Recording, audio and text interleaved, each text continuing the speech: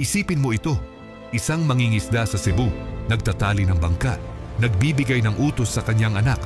At sa kalayuan, sa gitna ng Pasipiko, sa mga pampang ng Hawaii, may isang tao ring nagtatali ng kanyang waa, ang kanyang kanu, at nagbibigay ng parehong uri ng utos sa kanyang anak. Hindi sila magkakilala. Hindi sila nagkita kailanman. Naghihiwalay sa kanila ang libu-libong kilometro ng karagatan. Pero kung maririnig mo ang mga salita nila, ang ilaw, ang tubig, ang langit, may maririnig kang hindi mo mapapaniwalaan. Pareho. Halos pareho. Paano nangyari iyon? Iyan ang tanong na gusto naming sagutin ngayon.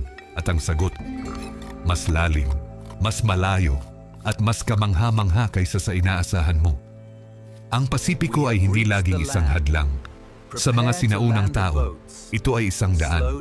Magsimula tayo sa isang bagay na tila simpleng obserbasyon ng mga lingwista, ang mga siyentipiko ng wika. Noong ika-18 siglo, habang nag-eksplora si Captain James Cook sa Pasipiko, may isang bagay na nagpahinto sa kanya. Sa bawat isla na kanyang dinaluhan, Tahiti, Hawaii, New Zealand, ang mga isla ng Pilipinas, ang mga lokal na salita ay nagmumukha at nagmumukhang magkakamag-anak. Hindi ito aksidente. Hindi ito koinsidenso. Ito ang simula ng isa sa pinakakahangahangang kwento ng pagpapalaki ng tao sa buong kasaysayan ng mundo. Ang pamilyang ito ng mga wika ay tinatawag na Austronesian. Mula sa Latin na auster, na ibig sabihin ay timog, at nesos, ang Griyegong salita para sa isla. Ang Austronesian language family ay binubuo ng halos 1,200 hanggang 1,300 na wika. Nakakalat sa isang rehiyon na sumasaklaw mula Madagascar sa kanluran hanggang Easter Island sa silangan. Ang pinakamalawak na heograpikong distribusyon ng anumang pamilya ng wika sa mundo bago dumating ang modernong panahon. At sa puso ng lahat ng ito, ang Pilipinas.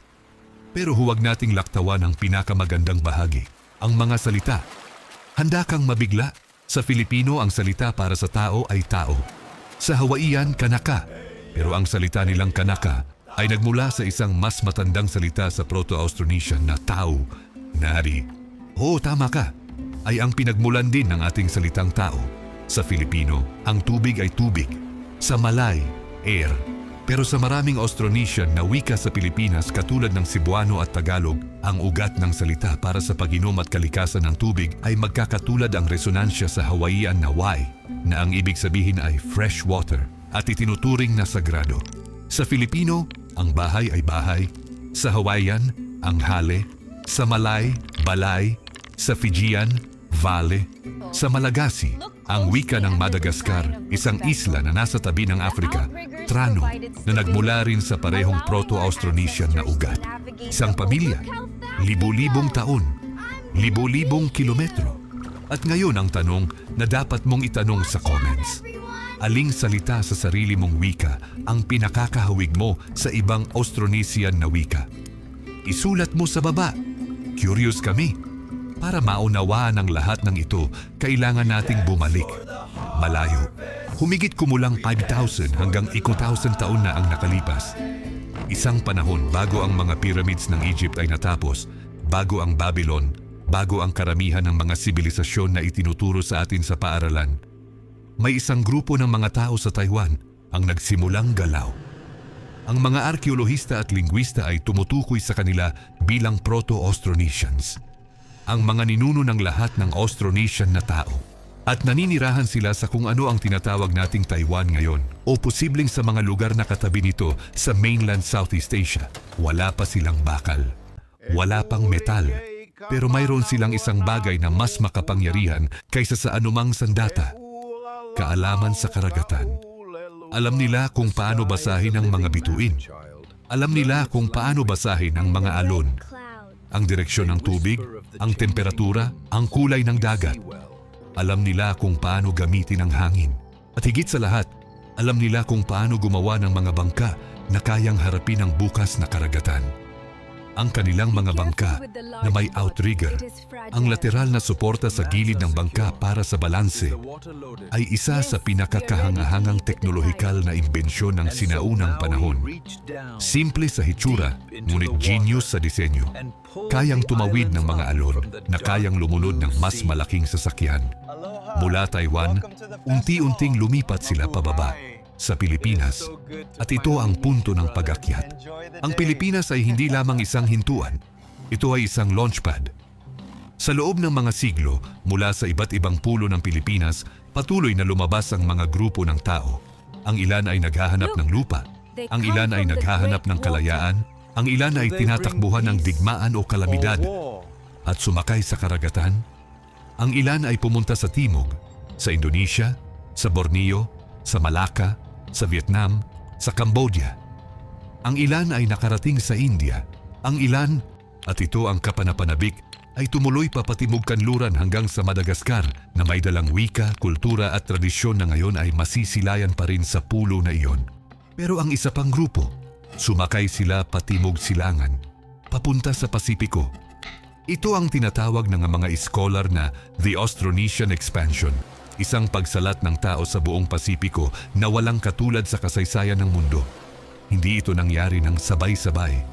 Nangyari ito sa loob ng libu-libong taon. Henerasyon pagkatapos ng henerasyon ng mga mandaragat na lumabas sa karagatan at nahanap ang mga bagong pulo. Sa paligid ng 3500 BCE, nakarating na sila sa Melanesia, ang mga pulo ng Papua New Guinea at mga kalapit na lugar.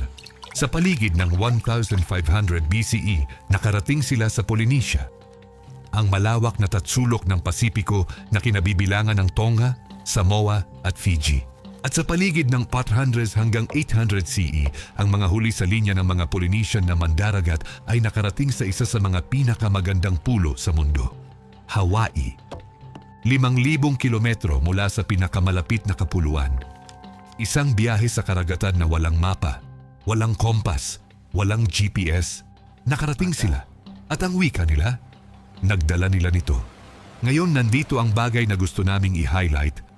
Ang bagay na hindi matutuklas ng karamihan sa mga tao until ngayon. Kapag sinabi nating related ang Filipino at Hawaiian, hindi natin ibig sabihin na magkamukha lang sila ng kaunti. Ibig sabihin natin na nagmula sila sa parehong ancestral na wika, tulad ng Kastilyan at Italyano na nagmula sa Latin. Mga ekspertong nagkumupara ng mga salita sa iba't ibang Austronesian na wika ay nakakita ng mga pattern na hindi mapapabulaan. Halimbawa, ang Proto-Austronesian na salita para sa mata, ang mata ng tao, ay mata. Sa Filipino, mata. Sa Hawaiian, maka.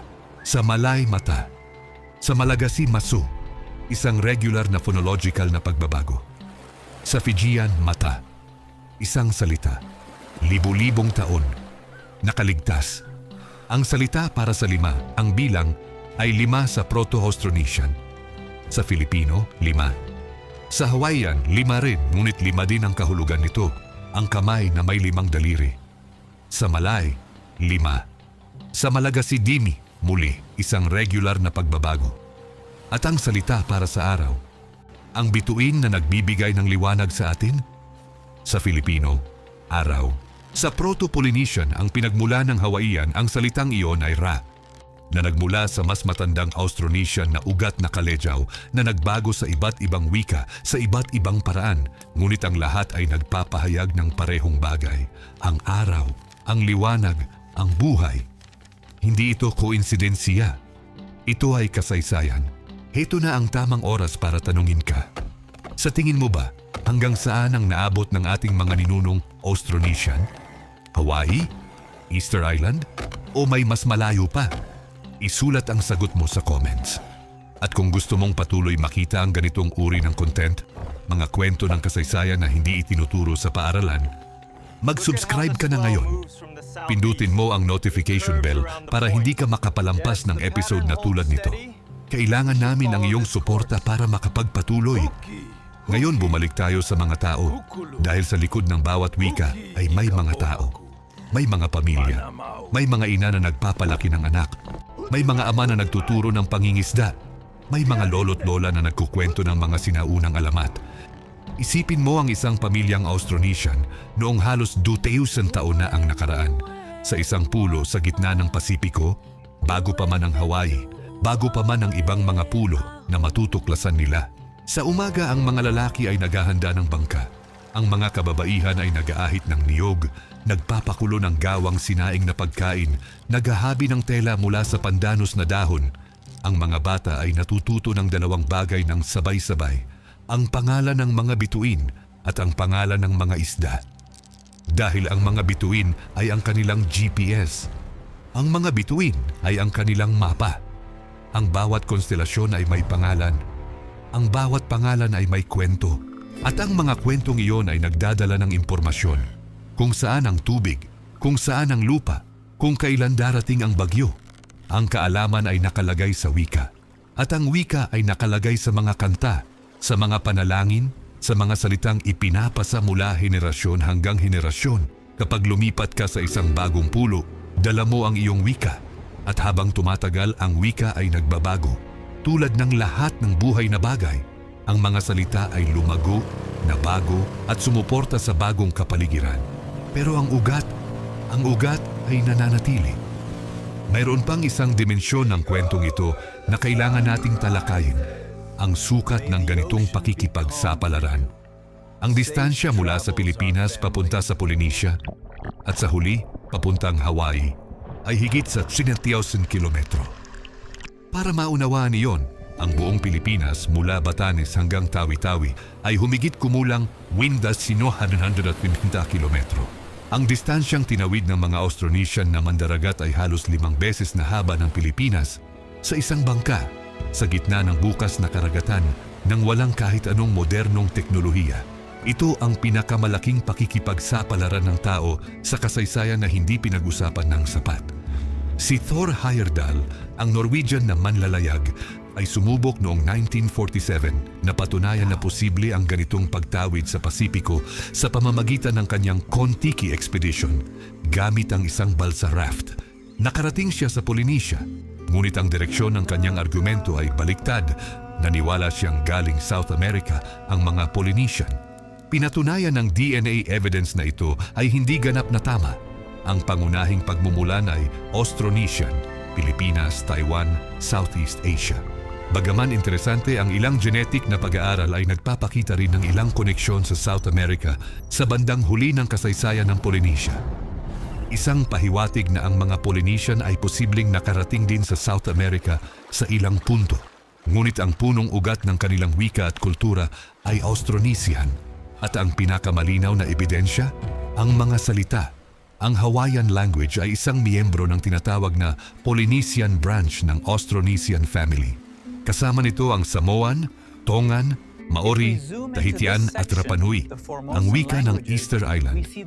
Ang Filipino at sa katunayan lahat ng mga wika ng Pilipinas tulad ng Cebuano, Ilocano, Hiligaynon, Waray at iba pa ay miyembro ng Philippine branch ng parehong Austronesian family. Magkaibang sanga, parehong puno, tulad ng dalawang tao na nagmula sa parehong lolo at lola ngunit lumaki sa magkaibang bansa. Mayroon silang magkaparehong ugat, ngunit ang buhay at kapaligiran ay humubog sa kanila ng magkaiba. At ang isa sa pinakakahangahangang bahagi ng lahat ng ito, ang grammar. Ang Filipino at Hawaiian ay parehong gumagamit ng isang sistema na tinatawag na verb initial syntax. Ibig sabihin, ang pandiwa ay madalas na nasa simula ng pangungusap. Ang Filipino ay gumagamit ng focus system na lubhang natatangi sa Austronesian na mga wika. Ang Hawaiian, bagaman mas naiiba na, ay nagpapanatili pa rin ng mga bakas ng parehong sinaunang grammatical na istruktura. Para sa mga lingwistang nag-aaral ng mga wika, ang mga pattern na ito ay tulad ng DNA. Nagpapakita ng pagkamagkamag-anak na hindi matatabunan ng oras. Ngayon, ano ang kahulugan nito para sa atin, para sa mga Pilipino? Nangangahulugan ito na ang ating mga ninuno ay hindi lamang mga manlalayag. Sila ay mga pioneer ng sangkatauhan. Sila ay mga tao na tumayo sa dalampasigan, tumingin sa karagatan at naisip, kaya ko iyon. Sila ay mga tao na nagdala ng kanilang mga pamilya, ng kanilang mga binhi, ng kanilang mga kanta at kwento at panalangin, at sumakay sa kawalan. At sa bawat pulo na nahanap nila, sa bawat lupa na kanilang tinahak, iniwan nila ang kanilang pangalan. Hindi sa anyo ng monumento, hindi sa anyo ng natapos na gusali, kundi sa anyo ng wika, sa anyo ng salita, sa anyo ng pag-aabot ng kamay sa pagbati sa isang taong hindi mo pa nakikilala at marinig mo sa kanyang wika ang bahid ng kwento ng iyong sariling mga ninuno. Ito ang dahilan kung bakit kapag narinig ng isang Filipino ang isang Hawaiian na nagsasalita, may isang bagay sa kaibuturan ng kanilang puso ang tumutugon. Isang bagay na hindi maipaliliwanag ng utak ngunit nararamdaman ng puso. Dahil sa kaibuturan, sila ay magkapatid. Isang mahalagang tanong ang kailangan nating sagutin bago tayo magtapos. Kung ganito ka-related ang mga wika nila, bakit hindi pa nila napatunayan na nagkaroon ng direktang kontak ang mga Pilipino at Hawaiian sa kasaysayan? Ang sagot ay mahalaga. Ang koneksyon ay hindi direkta. Ito ay genealogical. Ibig sabihin, hindi nagkita ang mga Pilipino at Hawaiian sa kasaysayan bilang magkakaibigan o magkalaban. Ang kanilang pagkakatulad ng wika ay nagmula sa isang karaniwang ninuno. Isang sinaunang populasyon na noon ay naninirahan sa isang lugar at ang mga inapo nila ay kumalat sa iba't ibang direksyon sa loob ng libu-libong taon. Ang paglalakbay ay tulad nito: Proto-Austronesian, Taiwan, Southeast Asia, Philippine ancestors, Proto-Malayo-Polynesian, Proto-Central Malayo-Polynesian at Proto-Eastern Malayo-Polynesian, Proto-Oceanic, Proto-Polynesian, Proto-Hawaiian, Hawaiian. Bawat araw sa linyang iyon ay kumakatawan sa daan-daang taon ng paglalakbay, pagbabago at adaptasyon. Sa isang banda, kapwa ang Filipino at Hawaiian ay mga inapo ng parehong Proto-Austronesian na ninuno. Sa ibang banda, ang landas nila ay nagbukod-bukod na libu-libong taon na ang nakalipas. Ito ay tulad ng dalawang ilog na nagmula sa parehong bundok. Isa tumakbo sa kanan, isa tumakbo sa kaliwa. At ngayon ay abutin ng libu-libong kilometro ang agwat nila, ngunit kapwa nagdadala ng tubig mula sa parehong pinagmulan. At ngayon, ang isang katanungan na gusto naming iwan sa inyo bago tayo magtapos, kung ang mga sinaunang Austronesian ay kayang tumawid ng Pasipiko, ang pinakamalaking katawan ng tubig sa mundo, nang walang modernong teknolohiya, gamit lamang ang kanilang kaalaman sa mga bituin, sa mga alon at sa hangin, ano ang inaakala mong hindi mo magagawa sa iyong sariling buhay dahil lang sa kulang ang kagamitan? Dahil ang kwentong ito ay hindi lamang tungkol sa wika. Ito ay tungkol sa tapang. Ito ay tungkol sa tiwala sa sarili. Ito ay tungkol sa isang tao na tumitingin sa walang katapusang karagatan at nagsasabi, "Pupunta ako." Ang dugo ng mga taong iyon ay dumalong sa ating mga ugat ngayon. At ang wika nila, sa bawat salitang sinasalita natin ngayon, sa bawat mata, bawat lima, bawat araw, ay buhay pa rin. At sa kalayuan, sa mga pampang ng Hawaii, may isang tao ring nagsasalita. At hindi niya alam na sa bawat salitang bumubukas sa kanyang labi, ay may isang bahagi nito na nagmula sa parehong lugar na pinanggalingan mo. Ang Pasipiko ay malawak. Ngunit hindi ito sapat para paghiwalayin ang mga tao na nagmula sa parehong puso. Kung naabot ka ng kwentong ito, kung naramdaman mo ang iyong sariling kasaysayan na kumikibo sa iyong dibdib, ibahagi mo ang video na ito sa isang kaibigan. At kung may katanungan ka o may dagdag kang kaalaman tungkol sa iyong wika at sa Austronesian connection, ilagay mo sa comments. Gusto naming marinig ang iyong pananaw. At sa susunod na episode, tatalikuran natin ang karagatan at ibibigay namin sa inyo ang isa pang kwento ng kasaysayan na siguro ay hindi mo pa narinig sa paaralan. Nandito kami. Mag-abang ka. Ang video na ito ay isang artistic reconstruction na ginawa gamit ang artificial intelligence para sa layunin ng edukasyon at pagpapahalaga sa kasaysayan.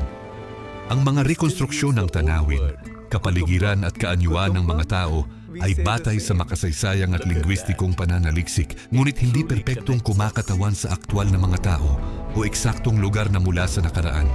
Para sa ganap na katumpakan ng makasaysayang impormasyon, inirerekomenda namin ang pagkonsulta sa mga akademikong mapagkukunan at opisyal na literatura ng lingwistika, arkeolohiya at kasaysayan ng Austronesian na mga tao.